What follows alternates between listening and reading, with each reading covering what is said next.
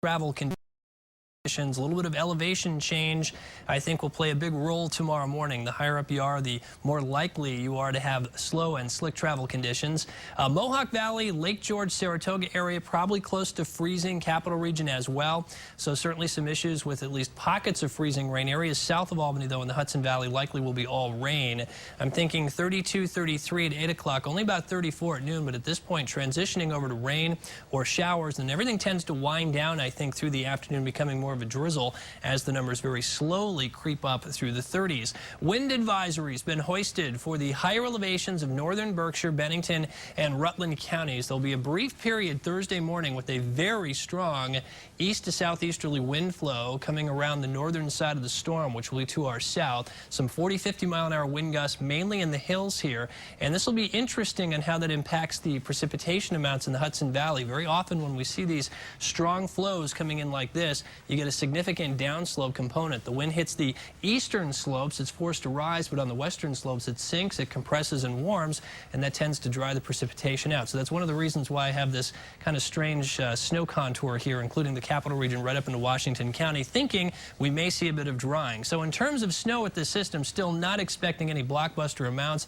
It's a coating of combined snow and sleet to maybe as much as an inch in portions of the capital region up to Washington County. Not too much south of Albany into the mid-Hudson Valley. There really won't be anything at all. Any coating of snow gets washed away pretty quickly. Higher terrain west of Albany, say 1 to 3 inches of snow. Adirondacks, where it stays colder longer, still looking at 3 to 6. It'll be a combination of snow and sleet. And the real high spots here in Vermont, northern Berkshire County, likely with 3 to 6. And then surrounding that, variable amounts of 1 to 3. And then again, a period of freezing rain on top of that before it transitions over to rain. So we have marginally cold air across the region. Low pressure coming up from the south. Pretty strong storm here, too. This is all associated with the southern branch of the jet. Typically in winters where we have a lot of snow, we see the northern jet and the southern jet coming together. The southern one provides the moisture, the northern one provides the cold air.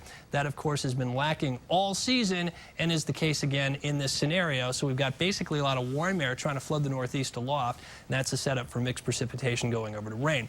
Indicating that it's coming in as snow, but our weather spotters down around Phoenicia, Arkville, Jefferson, all indicating it's a mix of snow and sleet. So it's coming in as a mix and getting closer to the capital region right now, overspreading Schoharie, western Greene County points west through Delaware, Otsego County. We've got mixed snow and sleet coming up into the Mohawk Valley right now. So shortly, within the next hour or two, this will be into the capital region and will continue to lift off towards the north and east. Temperatures, interesting. We've just jumped 9 degrees at Albany in the last hour because of a light southeast wind.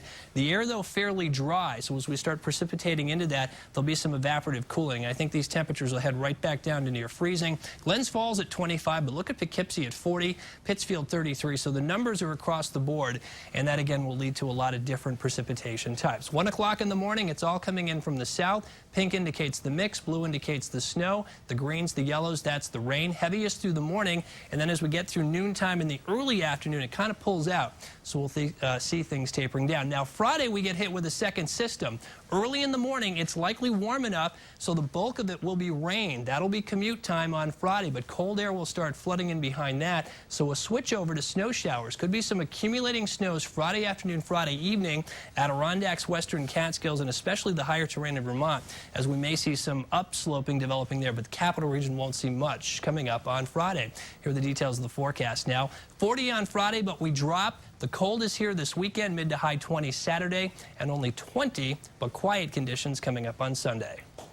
Yikes. Get the salt trucks ready. Yeah. They've had a rest. Yeah, so. they should be ready, that's for sure. Yeah. Thanks, Dave.